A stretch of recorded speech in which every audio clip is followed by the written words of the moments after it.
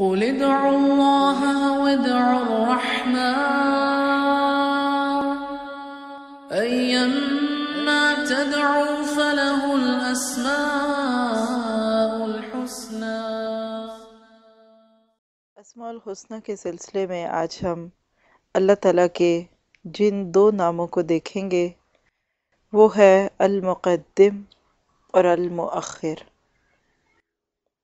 المقدم کا لفظ قاف دال میم سے ہے، قدم آگے بڑھنے والا، مقدم باب تفعیل ہے یعنی آگے بڑھنے والا، پہلے ہی خبردار کر دینے والا، اور اسی کا اپوزٹ ہے المؤخر، پیچھے کرنے والا، مہلت دینے والا، ٹالنے والا۔ المقدم کا لفظ براہ راست تو قرآن پاک میں اس طرح سے نہیں آیا، لیکن سورۃ قاف کی آیت 28 میں آتا ہے، قال لا تختصموا لدی وقد قدمت الیکم بالوعید، میرے سامنے جھگڑا نہ کیا کرو، میں تم کو پہلے ہی انجام بد سے خبردار کر چکا ہوں۔ اللہ سبحانہ تعالیٰ لوگوں کو برے انجام سے بچانے کے لیے پہلے ہی خبردار کر دیتے ہیں کہ دیکھو یہ نہ کرنا ورنہ پکڑے جاؤ گے۔ اور دیکھا جائے تو یہ اللہ کی محبت کی دلیل ہے اپنے بندوں سے کہ ان کو برے انجام سے بچاتا ہے۔ آپ کو کون برے بھلے کا فرق بتاتا ہے؟ جس کو خوف ہوتا ہے کہ کہیں آپ برے انجام سے دوچار نہ ہو جائے، جیسے ماں اپنے بچے کو وقت سے پہلے ہی تیار کرتی رہتی ہے، یہ کرو گے تو بیمار ہو جاؤ گے، یہ کرو گے تو ناکام ہو جاؤ گے، فیل ہو جاؤ گے۔ یہ ماں کی محبت ہے۔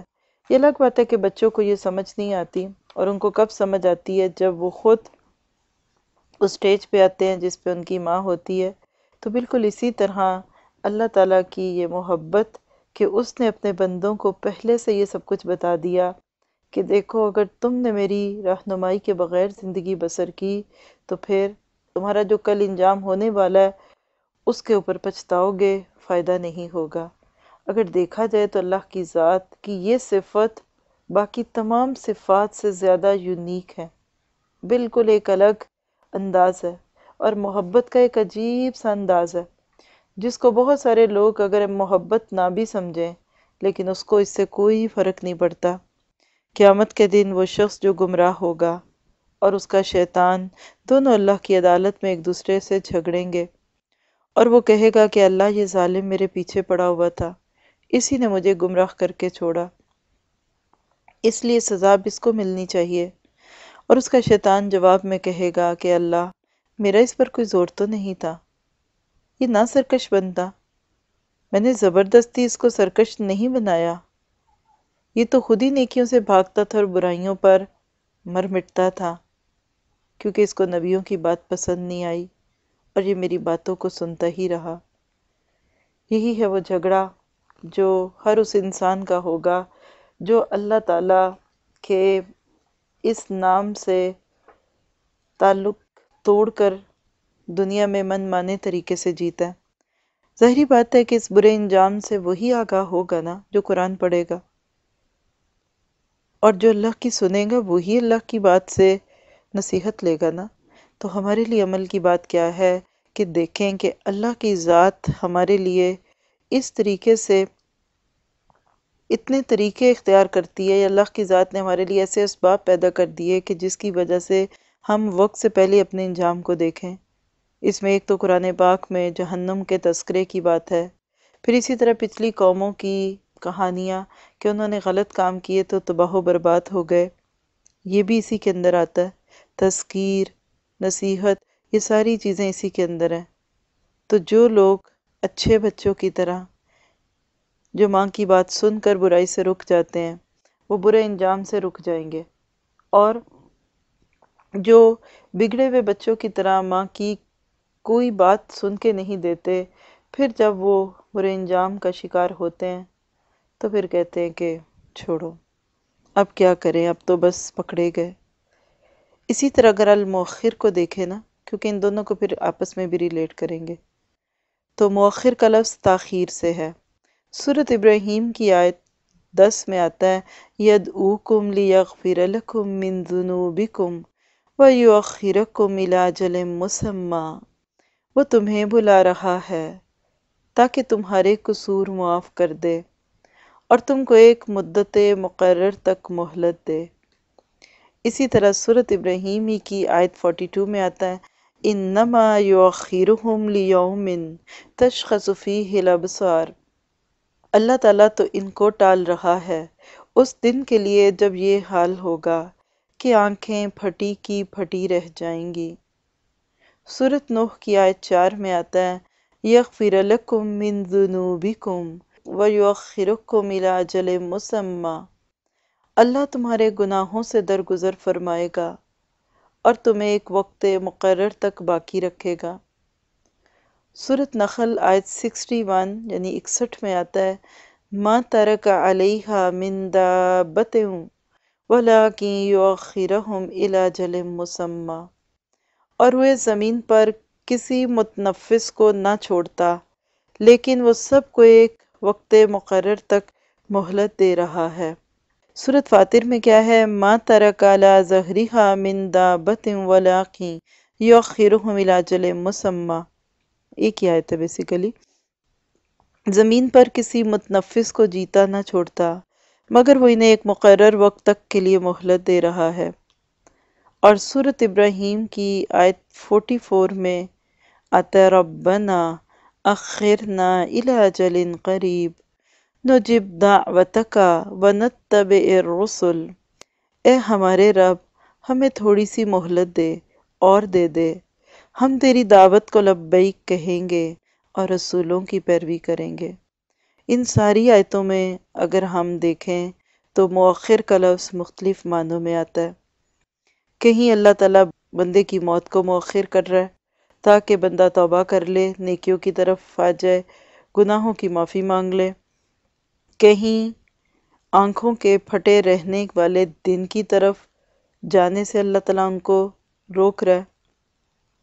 کہیں اللہ تعالیٰ انسان کو جینے کی مہلت دیتا ہے۔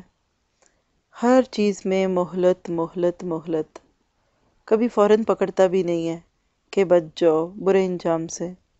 اور یہ مہلت افراد کی بھی ہو سکتی ہے اور قوموں کی بھی ہو سکتی ہے۔ ایک فرد کی موت کو ٹالنا یا کسی قوم کی اور ملت کی موت کو ٹالنا یہ بھی ہو سکتا ہے، اور قیامت کے وقت کو ٹالنا بھی ہو سکتا ہے۔ اللہ تعالیٰ قوموں کو مہلت دیتا ہے، ان کے اٹھنے اور گرنے کے لیے اللہ کے ہاں مدت کا تعین ہے۔ اللہ تعالیٰ ایک دم نہیں پکڑتا، جب کوئی قوم بگڑنے لگتی ہے تو اللہ تعالیٰ اس کو پھر اور مہلت دیتا ہے کہ خوب بگڑ جاؤ یا پھر اپنی اصلاح کر لو، جب نہ مانے تو تباہ کر دیا جاتا ہے۔ اور اگر کوئی ان خراب حالات سے اپنے آپ کو بچا کر توبہ کر لے تو اللہ تعالیٰ پھر ان کو مہلت بھی دے دیتا ہے۔ ضرورت ہے اس بات کی کہ اپنے بارے میں دیکھیں کہ اللہ کا معاملہ میرے ساتھ کیسا ہے۔ اللہ نے سننے، سمجھنے، دیکھنے، بولنے کی قوت دی، طاقت دی، مہلت دی، پھر تحمل کے ساتھ ہماری شرارتوں اور ہماری خباثتوں کو دیکھتا ہے، ہمیں منمانیاں کرنے کی مہلت دیتا ہے، لیکن آخر کب تک؟ ہماری زبان میں کہتے ہیں نا کہ بکرے کی ماں کب تک خیر منائے گی، 100 دن چور کے تو ایک دن شاہ کا۔ اللہ کے نام المؤخر سے یہ معلوم ہو رہا ہے کہ اللہ تعالیٰ جلد باز نہیں ہے۔ اس کا یہ طریقہ نہیں ہے کہ جو ہی لوگوں نے رسول کی دعوت کو جھٹلایا فوراً پکڑ لے، اور جو ہی کو رسول کی دعوت پر چل پڑا، ایمان لے آیا تو اس کو فوراً مار دے۔ نہیں، موقع آتے ہیں۔ آج رسول کی دعوت کسی شخص یا گروہ کو پہنچی، اسی وقت جو ایمان لے آیا وہ تو اللہ کی رحمت کا مستحق ہو گیا، لیکن اگر اس شخص نے تھوڑی سی پس و پیش کی، حیل و حجت کی، ماننے سے انکار کیا، تو بھی اللہ تعالیٰ اس کو فوراً نہیں پکڑتا، کیونکہ جس طرح ماننے پہ فوراً رحمت ہے، نہ ماننے پہ فوراً عذاب بھی آنا چاہیے، لیکن اللہ تعالیٰ ایسا نہیں کرتے۔ اللہ تعالیٰ لوگوں کو مہلت دیتے ہیں سوچنے کی، سمجھنے کی، संभलने की। बाज़ दफ़ा मोहलत का ये वक्त सदियों पे मुहित होता है, कई कई सदियां गुजर जाती हैं। अल्लाह को पता है किस कौम को और किस इंसान को कितनी मोहलत देनी है, लेकिन ये मोहलत सरासर इंसाफ के साथ होती है। हम तो कहने लगते हैं इसकी पकड़ क्यों नहीं हो रही, ये फ़लाँ ने तो जीना हराम किया हुआ है, इसको क्यों नहीं अल्लाह ताला पकड़ा। लेकिन अल्लाह को पता है किस मोहलत में क्या खुशी है, किसका नसीब जागेगा। अल्लाह के नबी को झुटलाने वाले कुछ लोगों की मोहलत फ़तह मक्का तक रही और उसके बाद उनको इस्लाम मिल गया, और कुछ ग़ज़वा बदर में पकड़े गए क्योंकि अल्लाह की नज़र में वो बिल्कुल खोटे सिक्के थे जो कभी भी नहीं चलेंगे। हमारा काम क्या है कि अल्लाह की दी हुई इस मोहलत से फ़ायदा उठाएं, इबरत ले, अपना जायज़ा ले। क्या वाकई इस ज़िंदगी को मोहलत समझती हूँ? क्या अल्लाह सुब्हाना ताला के अल मुक़द्दिम और अल मुअख्खिर होने पे मेरा ईमान है? क्या उसने जो मेरी इस्लाह के लिए पहले से सारी बातें बयान कर दी उससे फ़ायदा उठाती हूँ? और क्या फिर उसकी दी हुई मोहलत को समझती हूँ? पूरी कायनात इसी असूल पे चल रही है। अल्लाह ताला ने इस कायनात को बनाया ही इस तरह से है। सूरज, चाँद, सितारे, आसमान, ज़मीन, सब कुछ इसी असूल पे है कि हर एक को मोहलत दे दो। इतना ना किसी को खुला छोड़ दो कि वो बिल्कुल ही अपने आप को खुला समझ ले। ये सब सितारे, सूरज, चाँद एक मदार में हैं। अल्लाह ने इनको एक ख़ास फासले पे रखा हुआ है। रात होती है तो हल्की हल्की रात आती है, फिर गहरी हो जाती है, फिर दोबारा सुबह आती है तो हल्का हल्का उजाला होता है। गर्मी से सर्दी, सर्दी से गर्मी एकदम नहीं आती, क्योंकि इंसान फौरी तब्दीली बर्दाश्त नहीं करता। एकदम गर्म माहौल से आप सर्द माहौल में आते हैं ना, तो आप बीमार होने लगते हैं। ठंडे के साथ गर्म खाने लगे या पीने लगे तो आपका निज़ाम बिगड़ता है। तो ये दोनों नाम एक दूसरे की ज़िद भी हैं और एक दूसरे के मुआविन भी हैं। कोई फूल एकदम भी खिल नहीं जाता, बीज से फूल बनने तक कितने मरहले हैं।